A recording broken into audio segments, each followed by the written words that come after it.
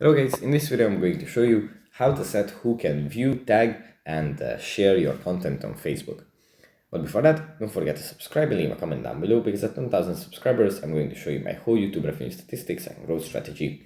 So without further ado, let's just jump right into it. First we have to open up the Facebook app. And here it opens up in the feed.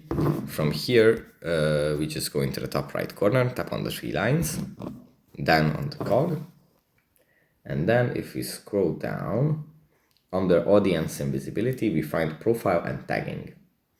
And here we can set multiple aspects of this feature.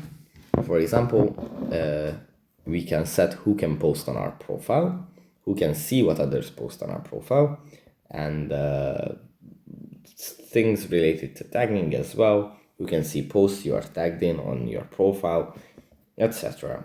You can customize it, customize everything here. So yeah, that's pretty much it for this video. Hope it was helpful for you guys and I'll see you in the next one.